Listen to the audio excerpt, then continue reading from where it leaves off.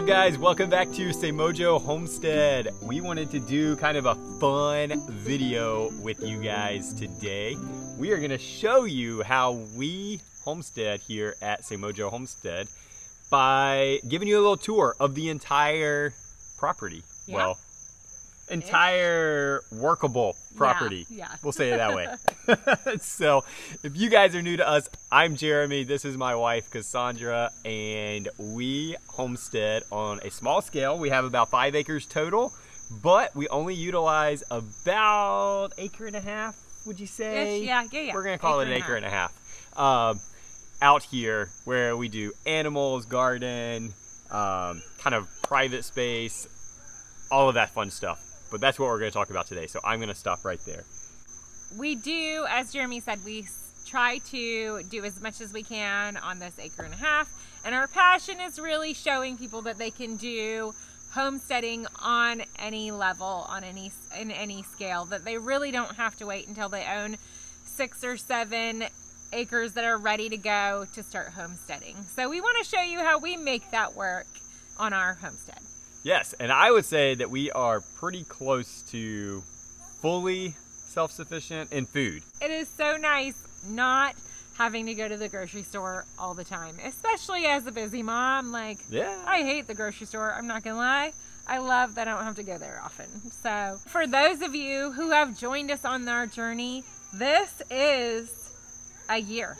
Yes, like this weekend marks a year from when we started the whole YouTube thing. Not homesteading, but the YouTube thing. So. Yes. So thank you for joining us on this YouTube journey and being part of our family. And if you're just finding us, we would love for you to join our family, and that's just subscribing to our channel. But if you've been here a while, you know that we really do see you guys as part of our YouTube family. So let's check out our homestead. Yeah. So you want to start with chickens? Let's start with chickens because they're the gateway animal. Yes. So let's do that. Very true. So the first thing we're going to talk about is our chickens. A lot of people are actually getting chickens now because the cost of eggs, and they're really easy. And I will warn you, like I said before, they are definitely a gateway animal. Once you realize how easy it is to keep some sort of small livestock and how amazing the food tastes, I'm gonna warn you, it's just, you wanna go all in. Let's start at our chicken coop. If you hear laughing in the background, our kids are currently playing in the swimming pool. And we have been cleaning out our chicken coop, which means our chickens kind of were free ranging. We don't do that because the dogs don't play nice with them. But right now we're out here and we can monitor them. So the chickens are out. We're trying to protect them in that process. So while this is up, you can see our nesting boxes. We just use salvaged wood and put them in the back of the coop. And we have this really easy door that is just hinged and it has slide locks. It's super easy and accessible. So I want to talk to you about where our chickens are. When we stopped free ranging them, we still wanted to make sure they had access to natural forage. This cuts down our food costs, and also we want them to have that good natural diet where we're getting those nice yellow yolks, and they're getting the best nutrition for them as possible. We made our feeder with a very cheap 5-gallon bucket. We made a great waterer with a very cheap 5-gallon bucket. We let logs lay in the coop so we can move them and they can forage. All of this is done with the intention of keeping our homestead costs down. All right, so next we're going to talk about our meat rabbits. This is Coffee Bunny. She's the biggest one that we have. We actually have not bred her yet. She will be entering into that breeding program this year, so probably in the next month or so. So with meat rabbits, well, rabbits in general, they are much more of a cool weather type animal. They really don't like the heat, and they really have a hard time in the heat. So we do not breed ours in the summertime because it would just be way too hard on the babies and the mamas. So we will start breeding them in the next probably month so that they're pregnant going into the fall as temperatures start to drop. And then we will continue to breed them, not excessively, but on a manageable schedule for their bodies. through the winter time and even into the spring. But we like to try to stop in time for those litters to be done before we get into the heat of the summertime. And here's another animal on our homestead, Jeff, our cat. He does a great job of keeping mice at bay around the feed for all the animals. So one thing I did want to mention about the rabbits is the parents are permanent residents. We have them, we keep them. The babies we do use for food. I know that that's somewhat of a controversial thing, especially with rabbits. I think it's just because they look cute and fluffy. I don't know. But we love having them. We love having them for meat, and they are really good. Next, we're gonna head over to the pigs. So a lot of people do ask us how we deal with having meat animals and how our children handle that. And the reality is we just have very intentional conversations with them. Before we brought the rabbits onto the homestead, we talked to them about it. We told them what we were thinking, that they would be meat rabbits, that our children were, yes, encouraged to bond with the breeders, but that they would have babies that we would eventually be eating. And that gets us to our pigs. This is our back pen. This uses that extra half acre, part of that extra half of an acre that we were talking about. What we cleared is just under an acre, so this goes back into our woods. We used to have our beef cow here. We now have some pigs. I am so excited about pigs. We wanted pigs for a really long time, but we have a philosophy that we should not add too many animals to our homestead at once. We really want to learn how to do each animal well. So the first thing we got was the chickens, then we got the meat rabbits. We were waiting to get the pigs, and in the process got a cow. And so that put us having pigs a little bit later than we planned. So these guys are feeder pigs. They are Mangalitsa Berkshire crosses. We got this breed specifically to have a good amount of meat, but also some lard. The other thing we really like about them is that we will only have them on our homestead for 8 months. So those are all of the animals here for meat. Next, we're gonna go to the dairy goats, which obviously are not meat. They are for dairy. So we use the milk for several different things. We make yogurt with it, we drink it, and we make cheese with it. We are probably gonna start making soap in the next year, maybe. That's Cass's thing. But she has been wanting to do that, so I think that that's probably gonna start happening soon. But here they are. It's dinner time. They're sticking their head through the feeder just like they're supposed to. So this is the feeder that we have set up. It is basically holds all the hay right here. They stick their heads through and they eat. Hey Elsa, hey. What it does is it prevents a lot of waste. So all of it that falls here, and they'll still eat it because they're not walking on it, pooping on it, all of that. Oh, and here's my favorite goat right here, Frost. She is the newest addition. She is the one goat that we kept from all the babies last year. So I'm really excited to watch her grow up. So we will be breeding these girls in about a month.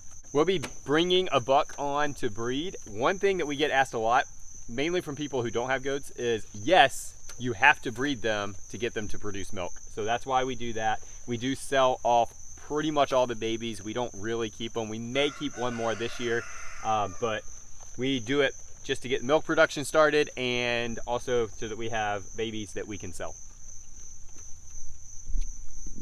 Okay, so now we're moving on to the vegetable / fruit part of our homestead, and we're gonna walk in here to our garden.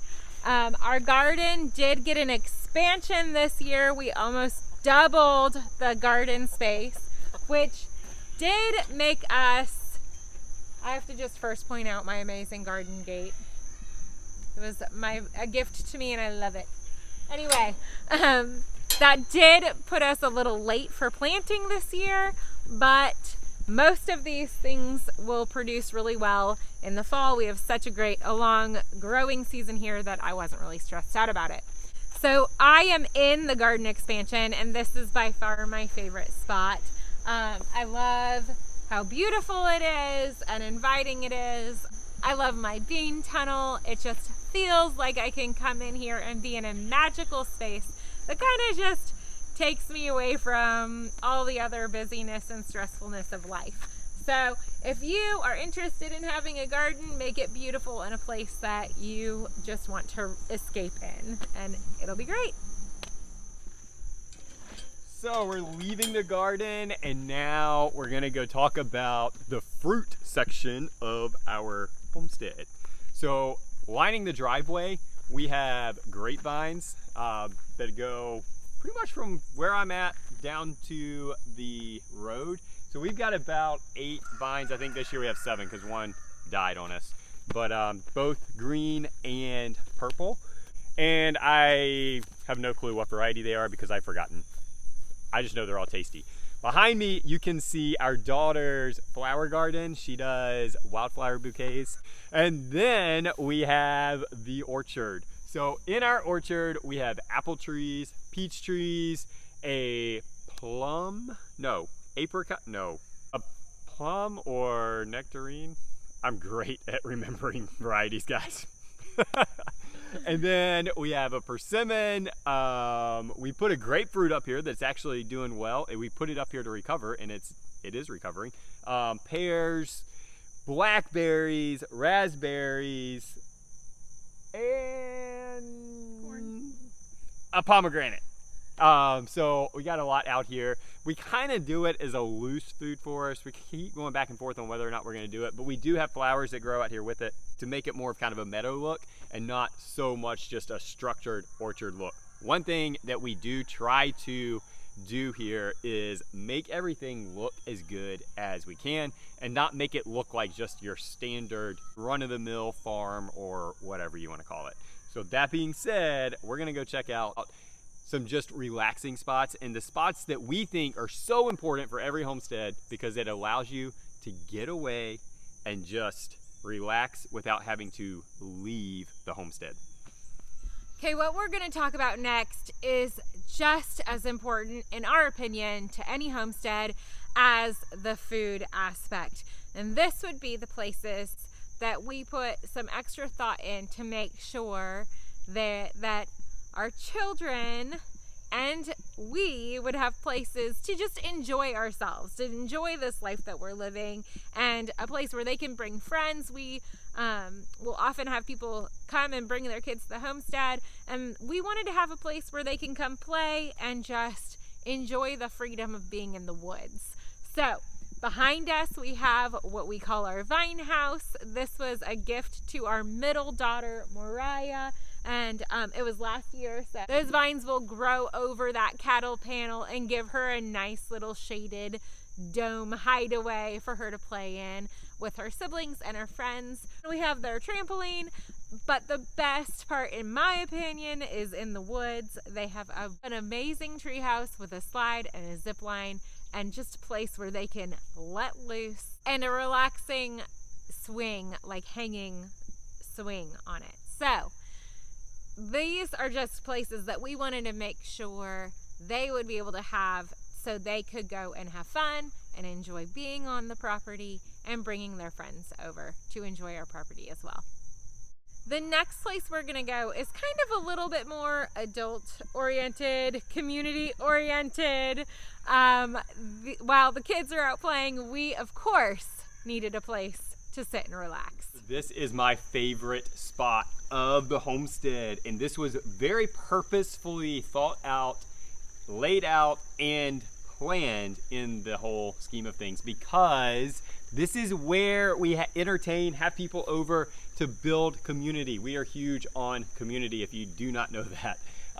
So it's just kind of a little area, as Cass said, the adult area. We've got a couple tables that we can entertain with, the patio, the pond, which is really what my favorite spot is back here. That's just a relaxing spot. So not only is it an entertaining spot, it's also a reprieve for us. A spot where we can just come, relax, sort of escape the everyday stress of life or whatever may be going on and just enjoy being here. So that wraps up the tour portion of this video. Well, it's the weekend video, so we're about to do our highs and lows. Woo! So, am I going first? Sure. Okay.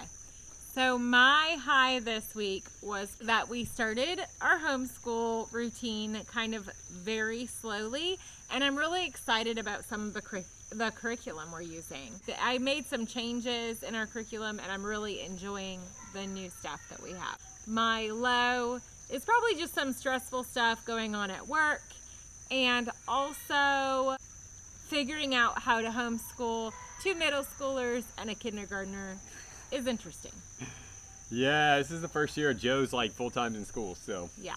trying to balance that out. For me, my high is also school related. Joe started to learn how to read, Yes. and that was really exciting. I don't know why I'm so excited about that, but he just seemed to catch it really quick, so hopefully that will continue. Yeah. But that was exciting. I feel like it's a big milestone in a kid's Yeah. like developmental life. My low would definitely be stomach virus running through the family. Now, so far I've escaped it, so that's good. But just about everybody else did deal with it for a day. Thankfully, it was only a 24-hour thing, Yeah. and that was it. But it was a rough 24 hours when they had it. So definitely yes. my low. Daddy had to homeschool one day. That was actually kind of fun, though. I mean, once we figured out where everything was, because it was day number 1. It was the first day of school. The first day of school. So Everyone survived. It's okay. they did, and even had a And little had bit of fun. fun. Yeah. Because it's daddy time. Yeah. Thank you for joining along and just kind of seeing how we homestead out here at Say Mojo. Until next time, have a great week and be blessed.